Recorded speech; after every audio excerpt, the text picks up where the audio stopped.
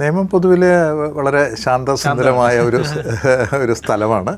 അപ്പോഴും എല്ലാ കാലത്തും കുടുംബ സിനിമകൾ നിലനിന്നിട്ടുണ്ട്. പ്രത്യേകിച്ചും ഒരു പടം ഓടിക്കഴിഞ്ഞാൽ, ആക്ഷൻ പടം ഓടുന്നു, നന്നായിട്ട് ഓടുന്നു, തിയേറ്ററിൽ വൻ വിജയമാവുകയാണെങ്കിൽ പിന്നെ വരുന്ന ആൾക്കാർ ആ ഒരു ട്രെൻഡ് പിടിക്കാറുണ്ട്. ഇന്നെടുക്കുന്ന സീൻസ് മുഴുവൻ ഇന്ന് എഡിറ്റ് ചെയ്തിട്ട് രാത്രി ഡയറക്ടർ കിടക്കുന്നതിന് മുമ്പ് ഈ എഡിറ്റർ കൊണ്ടുവന്ന് ലാപ്ടോപ്പിലിട്ട് കാണിക്കുന്ന ഒരു അവസ്ഥ വന്നു. അവസാനം ആ പോർഷൻ മുഴുവൻ മാറ്റിയെടുക്കേണ്ടി വന്നു, ഒന്നേന്ന് എടുക്കേണ്ടി വന്നു. ഈ വലിയ പെട്ടികളിലാണ് ഈ ഫിലിം കൊണ്ടുപോയിക്കൊണ്ടിരുന്നത്. ഇന്ന് ഒരൊറ്റ പെൻഡ്രൈവിൽ പോക്കറ്റിലിട്ടുകൊണ്ട് ഇത് കൊണ്ടുപോകാവുന്ന ഒരു അവസ്ഥയിലേക്ക് വന്നു.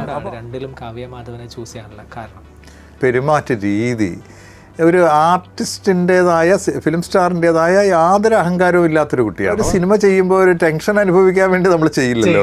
അപ്പം നമുക്ക് തീർച്ചയായിട്ടും വളരെ സേഫായിട്ടുള്ള ആർട്ടിസ്റ്റ് ആയിരിക്കുക. പിന്നെ നമ്മൾ നേരത്തെ അറിയുന്ന ഒരാളാണെങ്കിൽ അത് കൂടുതൽ സൗകര്യമാണ്. ചോര കൊണ്ട് എന്താണ് സോഡയിലിട്ട് ഐസിട്ട് അങ്ങനെയൊക്കെ എന്തോ ഒരു പാട്ടൊക്കെ ഉണ്ടല്ലോ, കട്ടസോര എന്താ പറയുന്നത്. വീട്ടിൽ നിൽക്കുമ്പോഴും വിവാഹത്തിന് പോകുന്ന ഡ്രസ്സും ഒക്കെ ഇട്ട് ലിപ്സ്റ്റിക്കും പുരട്ടി സർവാഭരണ വിഭൂഷിതയായി അടുക്കളയിൽ പോലും നിന്നുകൊണ്ട് അമ്മായി മകളെ ശകാരിക്കുന്നു, മകളെ ചതിക്കാൻ നോക്കുന്നു, അങ്ങനെ കൊലപ്പെടുത്താൻ ശ്രമിക്കുന്നു. ഇത്തരത്തിലുള്ള നെഗറ്റീവ് ചിന്തകൾ, ഇത് യാതൊരു സംശയവുമില്ല, ആരെന്ത് പറഞ്ഞിരുന്നാലും ഇത് നമ്മളെ സ്വാധീനിക്കുന്നുണ്ട്.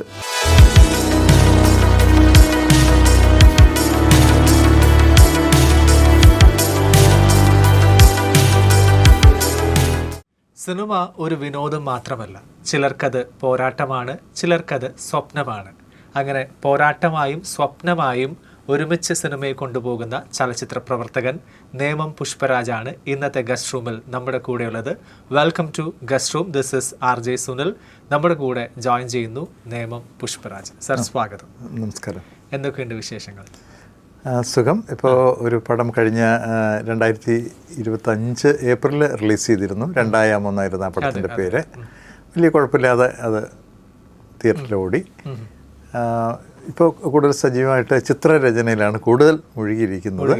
അതെ, ഓക്കെ. നേമം എന്ന മണ്ഡലം പൊതുവെ കേരളത്തിൽ വളരെയധികം ചർച്ച ചെയ്യപ്പെടുന്ന ഒരു നിയമസഭാ മണ്ഡലം കൂടിയാണ്. അപ്പോൾ ആ ഒരു മണ്ഡലത്തെക്കുറിച്ച് പറഞ്ഞുകൊണ്ട് തുടങ്ങാം. നേമം എന്ന പേരിൽ അറിയപ്പെടുന്ന ഒരാളായതുകൊണ്ട് തന്നെ ആ ഒരു കാര്യം ചോദിക്കുന്നു. എങ്ങനെയാണ് നേമം എന്ന മണ്ഡലത്തെ നോക്കിക്കാണുന്നത്? നേമം പൊതുവിൽ വളരെ ശാന്തസുന്ദരമായ ഒരു സ്ഥലമാണ്. ട്രിവാൻഡ്രത്ത് നിന്ന് 7 കിലോമീറ്ററേ ഉള്ളൂ നേമത്തേക്ക്. ജനങ്ങൾ പൊതുവിൽ സമാധാനപ്രിയരാണ്. അങ്ങനെ വലിയ പ്രശ്നങ്ങളോ ഒന്നും ഇല്ലാത്തൊരു ഏരിയയാണ്. പിന്നെ കൃത്യമായിട്ട് അവിടെ എനിക്ക് തോന്നുന്നു ഒരു നമ്മുടെ രാഷ്ട്രീയമായിട്ടാണെങ്കിൽ പ്രവർത്തിക്കുന്നവരെ അംഗീകരിക്കുന്ന ഒരു സ്ഥലമായിട്ടാണ് തോന്നുന്നത്. അങ്ങനെയാണ്. അപ്പോൾ പ്രവർത്തിക്കുക, ജനങ്ങളോടൊപ്പം ഉണ്ടാവുക, അങ്ങനെ നിൽക്കുന്നവരുടെ കൂടെ ഉണ്ടാവും. രാഷ്ട്രീയം അവിടെ താരതമ്യേന മുമ്പ് വളരെ ശക്തമായ രാഷ്ട്രീയം ഉണ്ടായിരുന്നു. ഇപ്പോൾ അതിന് കുറച്ച് അങ്ങനെയുള്ള ഒരു സ്ഥിര രാഷ്ട്രീയ കാഴ്ചപ്പാടുകൾക്ക് കുറച്ച് മങ്ങലേറ്റതായിട്ടാണ് അനുഭവത്തിൽ വരുന്നത്. മറിച്ച് പ്രവർത്തിക്കുന്ന ആൾക്കാരെ നോക്കിയിട്ട്, ഇപ്പോൾ പ്രത്യേകിച്ചും ഒരു കൗൺസിലർ വരികയാണ്, കോർപ്പറേഷനാണത്. അപ്പോൾ ഒരു നല്ല കൗൺസിലർ മീൻസ് അയാൾ പ്രായോഗിക തലത്തിൽ ജനങ്ങളുടെ വിളിച്ചാൽ എപ്പോഴും ഉണ്ടാവുക, ഏത് പ്രശ്നം പരിഹരിക്കാനുണ്ടാവുക, അങ്ങനെ വരുന്നവർക്ക് അവിടെ ഒരു വലിയ സപ്പോർട്ട് ഇപ്പോൾ കിട്ടുന്നുണ്ട്. മുമ്പ് അങ്ങനെ ആയിരുന്നില്ല. ശരിക്കും രാഷ്ട്രീയമായിരുന്നു കൂടുതൽ നോക്കിയിരുന്നത്. ഇപ്പോൾ അത് കുറഞ്ഞിട്ടുണ്ട്. ഓക്കെ.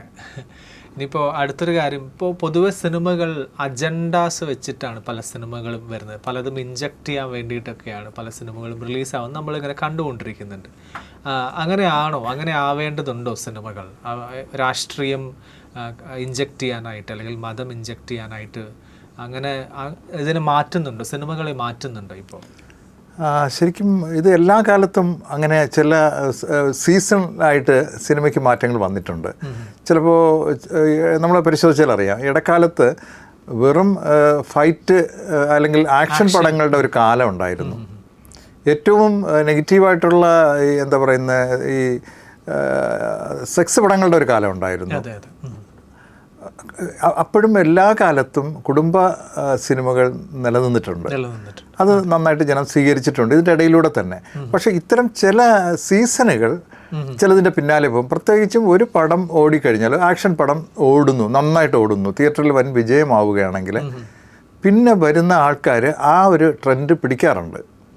അതിപ്പോൾ സിനിമയുടെ കാര്യത്തിലല്ല, ആർട്ടിസ്റ്റുകളുടെ കാര്യത്തിലും അങ്ങനെയാണ്. ഒരാൾ ഹിറ്റായി, ഒരു പുതുമുഖം വന്നു, അയാളുടെ ഒരു പടം ഹിറ്റായി കഴിഞ്ഞാൽ അയാളുടെ പിന്നാലെ പോവുക എന്നുള്ള ഒരു രീതി, ഇത് എനിക്ക് തോന്നുന്നു ആദ്യ കാലഘട്ടത്തിൽ കഴിഞ്ഞു കഴിഞ്ഞാൽ, അതായത് ഇപ്പോൾ പ്രേം നസീറിൻ്റെയൊക്കെ കാലം കഴിഞ്ഞാൽ പിന്നെ കുറച്ചുകൂടി ഇങ്ങോട്ട് നല്ല സിനിമകളും ജനം നോക്കിയൊക്കെ കയറുന്നൊരു കാലം ഉണ്ടായിരുന്നു.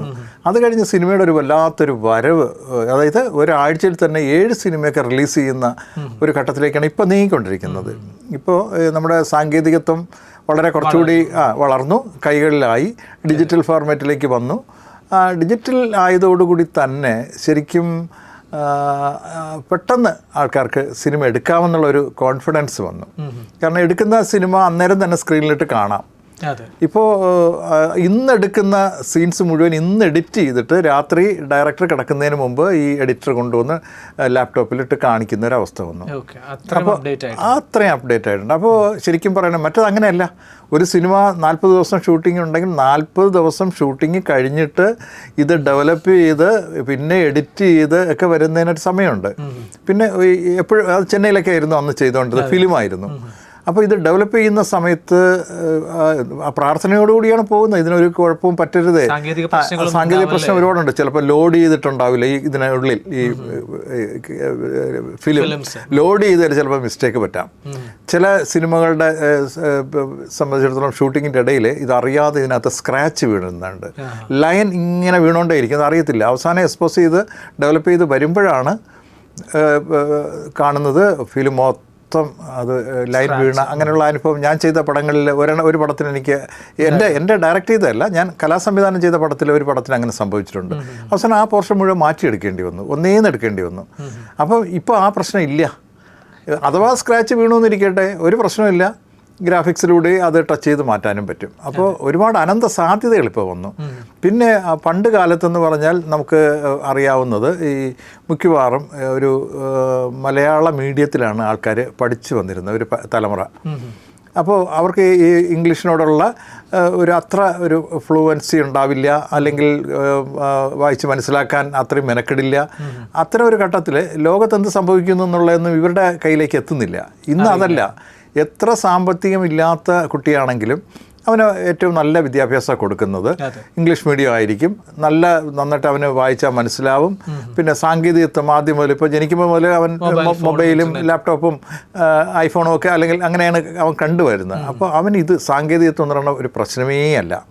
ലോകത്ത് എവിടെ നടക്കുന്നതും അവനും കൂടി ബാധകമായിട്ടുള്ളതാണ്. പണ്ട് അങ്ങനെയല്ല, ഒരു അതിരുകളുണ്ട്. മലയാളത്തിൻ്റെത്, തമിഴിൻ്റെത്, അതിനപ്പുറം കന്നഡയിൽ പോയി കഴിഞ്ഞാൽ ചിലപ്പോൾ നമുക്ക് മനസ്സിലാവുകയില്ല, നമുക്ക് അത് ആക്സസ് ചെയ്യാൻ പറ്റില്ല. ഇപ്പോൾ അതൊന്നുമില്ല, ഒരു വിഷയമില്ല. ഇത് ഏത് ഇംഗ്ലീഷ് ഫിലിമും ഏത് ഫിലിമും ലോകത്ത് ഏത് നല്ല ഫിലിം ഇറങ്ങുന്നോ അതിൻ്റെ അടുത്ത ദിവസം നമുക്ക് വേണമെങ്കിൽ കാണാൻ പറ്റും. അപ്പോൾ ഇത് ഈ പുതിയ ജനറേഷനെ ഒരുപാട് സഹായിക്കുന്നുണ്ട്. അപ്പോൾ ഈ ഒരു ഇൻസ്പിറേഷനിലാണ് അവൻ സിനിമയെ സമീപിക്കുന്നത്.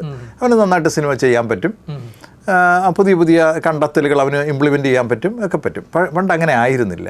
അതുകൊണ്ട് ഒരുപാട് പുതിയ കുട്ടികൾ ഇതിനകത്തേക്ക് വരുന്നുണ്ട്. പണ്ട് ഈ വലിയ പെട്ടികളിലാണ് ഈ ഫിലിം കൊണ്ടുപോയിക്കൊണ്ടിരുന്നത്. ഇന്ന് ഒരൊറ്റ പെൻഡ്രൈവിൽ പോക്കറ്റിലിട്ടുകൊണ്ട് ഇത് കൊണ്ടുപോകാവുന്നൊരവസ്ഥയിലേക്ക് വന്നു. അപ്പോൾ ആ ഒരു വലിയ മാറ്റം ഉണ്ടല്ലോ, അത് സിനിമയുടെ ആകെ മാറ്റിമറിച്ചു. അതുകൊണ്ടാണ് ഇപ്പോൾ ഒരാഴ്ചയിൽ 6 പടം 7 ഫിലിമൊക്കെ റിലീസാവുന്നുണ്ട്. അപ്പോൾ ഇത് ഓഡിയൻസ്, അന്നത്തെ ഓഡിയൻസും ഇന്നത്തെ ഓഡിയൻസും ഒരുപക്ഷെ അന്നത്തെ ഓഡിയൻസ് ഇപ്പോൾ ഉണ്ടാവില്ല.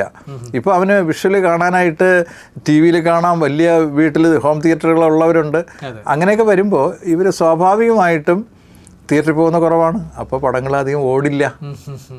അങ്ങനെ ഒരു പ്രശ്നമുണ്ട്. ഓക്കെ, ഇനി നമുക്ക് സിനിമയിലേക്ക് വരാം. ആദ്യം ചോദിക്കാനുള്ളത് ബനാറസ് ഗൗരി ശങ്കരം, നല്ല കുറേ പാട്ടുകളുള്ള 2 സിനിമകളാണ്. അപ്പോൾ ഇതിൽ 2ലും നായികമാരായിട്ട് സെലക്ട് ചെയ്തിരിക്കുന്നത് അന്നത്തെ എല്ലാവർക്കും വളരെയധികം ഇഷ്ടപ്പെട്ട കാവ്യ മാധവനെയാണ്. എന്തുകൊണ്ടാണ് 2ലും കാവ്യ മാധവനെ ചൂസ് ചെയ്യാനുള്ള കാരണം? അതിനു മുമ്പ് ഞാൻ ആർട്ട് ഡയറക്ഷൻ ചെയ്ത പല പടങ്ങളിലും കാവ്യ മാധവൻ നായികയായിട്ടുള്ള ഒരുപാട് പടങ്ങളിൽ വർക്ക് ചെയ്തിട്ടുണ്ട്. അപ്പോൾ ആ കുട്ടിയുടെ ഒരു പെരുമാറ്റ രീതി, ഒരു ആർട്ടിസ്റ്റിൻ്റേതായ, ഫിലിം സ്റ്റാറിൻ്റേതായ യാതൊരു അഹങ്കാരവും ഇല്ലാത്തൊരു കുട്ടിയാണ്. വളരെ ജെന്യുവിനായിട്ടുള്ള, വളരെ നല്ല പെരുമാറ്റവും ഒക്കെയാണ്. അപ്പോൾ നമ്മളൊരു സിനിമ ചെയ്യുമ്പോൾ ഒരു ടെൻഷൻ അനുഭവിക്കാൻ വേണ്ടി നമ്മൾ ചെയ്യില്ലല്ലോ. അപ്പം നമുക്ക് തീർച്ചയായിട്ടും വളരെ സേഫായിട്ടുള്ള ആർട്ടിസ്റ്റ് ആയിരിക്കുക, പിന്നെ നമ്മൾ നേരത്തെ അറിയുന്ന ഒരാളാണെങ്കിൽ അത് കൂടുതൽ സൗകര്യമാണ്. ഞാൻ ഒരുപാട് വർഷമായിട്ട് ആർട്ട് ഡയറക്ഷൻ ഫീൽഡിൽ നിന്നതുകൊണ്ട് മിക്കവാറും എല്ലാ ക്യാമറാമാൻമാരുമായിട്ട് വർക്ക് ചെയ്തിട്ടുണ്ട്, ഏകദേശം മിക്കവാറും എല്ലാ ആർട്ടിസ്റ്റുകളുമായിട്ടും വർക്ക് ചെയ്തിട്ടുണ്ട്. അപ്പോൾ ഓരോരുത്തരുടെ ക്യാരക്ടർ ഇതൊക്കെ നമുക്ക് അറിയാൻ പറ്റും. അപ്പോൾ വളരെ സേഫ് സൈഡ്, നമുക്ക് നന്നായിട്ട് പെർഫോം ചെയ്യുന്ന, നല്ല സൗന്ദര്യമുള്ള, അത്യാവശ്യം ഹിറ്റുകളുള്ള ഒരു ആർട്ടിസ്റ്റ് എന്നുള്ള നിലയ്ക്കാണ് കാവ്യയുടെ അടുത്തേക്ക് വരുന്നത്. അന്ന് ഏറ്റവും തിരക്കുപിടിച്ച നായികയായിരുന്നു. ഓക്കെ. ഈ കാവ്യമാധവനും നവ്യ നായരും അന്ന് നേരത്തെ പറഞ്ഞ പോലെ ഭയങ്കര തിരക്ക് പിടിച്ച നായികമാരായിരുന്നു. അവരെ ഒരുമിച്ച് കൊണ്ടുവരുന്നതും സാറാണ് ബനാറസ് എന്ന സിനിമയിൽ. അത് രണ്ടുപേർക്കും ഈക്വൽ ഒരു നായികാ വേഷങ്ങൾ ആയിട്ട് കൊണ്ടുവരാണ്. അപ്പൊ എങ്ങനെയാണ് അവരെ ഒരുമിച്ച് അഭിനയിപ്പിക്കുക? അവർ ഒരുമിച്ച് കോംബോ സീൻസ് ഒന്നും ഇല്ലെങ്കിൽ പോലും രണ്ടുപേരും അതിൽ നായികമാരാണ്. എങ്ങനെയാണ് ഒരുമിച്ച് കൊണ്ടുവരാനുള്ള ഒരു കാരണം? അല്ല, കഥ പറയുന്നു, കഥ രണ്ടുപേർക്കും ഇഷ്ടമാവുന്നു. പിന്നെ അതിനു മുമ്പ് ചെയ്ത പടമായിരുന്നു ഗൗരീശങ്കരം. അപ്പോൾ കാവ്യ സമയത്തോളം ഭയങ്കര കോൺഫിഡൻസോട് കൂടി തന്നെ ഇത് ഏൽക്കുന്നുണ്ട്. പിന്നെ ഉള്ളത് നവ്യ പുതിയ ആളാണ്, എന്നെ സംബന്ധിച്ചിടത്തോളം എൻ്റെ പടത്തിൽ ആദ്യമായിട്ട് വരുന്നു എന്നുള്ളത്. പക്ഷേ അതും ഒരു തടസ്സമായില്ല. ഞാൻ കഥ പറയുന്നു, ഡേറ്റ് മേടിക്കുന്നു, ഒരു എന്താ പറയുന്ന ലിമിറ്റും ഇല്ലാതെ തന്നെ സിനിമയിൽ അഭിനയിക്കാൻ തയ്യാറാവുന്നു. അത് വളരെ നന്നായിട്ട് സഹകരിച്ച് തന്നെയാണ് വർക്ക് ചെയ്തത്. യാതൊരു ബുദ്ധിമുട്ടും എനിക്ക് രണ്ടുപേരെടുത്തൊന്നും ഉണ്ടായിട്ടില്ല. ഓക്കെ. അതിൽ നവ്യ നായരുടെ ഒരു സീനുണ്ട്, ഇങ്ങനെ ആത്മഹത്യ ചെയ്തതിന് ശേഷം വിനീതിനെ കാണാനായിട്ട് വരുന്നു. വല്ലാതെ പ്രേക്ഷകരെ ഡിസ്റ്റർബ് ചെയ്യുന്ന ഒരു സീനാണ്. ഈ അടുത്ത് ഞാനിങ്ങനെ മൊബൈലിൽ കണ്ടപ്പോഴും നമ്മളിങ്ങനെ എന്തോ കൊളുത്തി വലിക്കുന്നൊരു സീനാണ്. കുറച്ച് നേരം ആ ട്രോമ നമുക്ക് ഉണ്ടാവും. ആ ഒരു സീൻ ക്രിയേറ്റ് ചെയ്യാനുള്ള ഒരു കാരണം, അത് അങ്ങനെ ചിത്രീകരിക്കാനുള്ള ഒരു കാരണം എന്താണ്? അല്ല, സിനിമയുടെ തിരക്കഥ എഴുതുമ്പോൾ ഞാനും ചെറിയ കൽപ്പാവടിയും കൂടെയാണ് അത് ചെയ്യുന്നത്. അദ്ദേഹം ഒരുപാട് നല്ല ഹിറ്റുകൾ ചെയ്ത ആളാണ്. അപ്പോൾ ഇത് എഴുതുന്ന സമയം തന്നെ നമ്മളിത് കൺസീവ് ചെയ്യുന്നുണ്ട്, ഇത് വിഷ്വലി കൺസീവ് ചെയ്യുന്നുണ്ട്. അപ്പോൾ അതിൻ്റെ പിന്നെ ലൊക്കേഷനിലാണ് പോയിട്ടാണ് ഇത് ഇംപ്രവൈസ് ചെയ്യുന്നത്. അപ്പോൾ നോക്കുമ്പോഴത്തേക്ക് അതിൻ്റെ ഒരു അറ്റ്മോസ്ഫിയർ വെച്ചുകൊണ്ട് സ്വാഭാവികമായ ഒരു ആക്ടിങ്ങിലൂടെ നവ്യ അതിമനോഹരമായിട്ട് ചെയ്തു.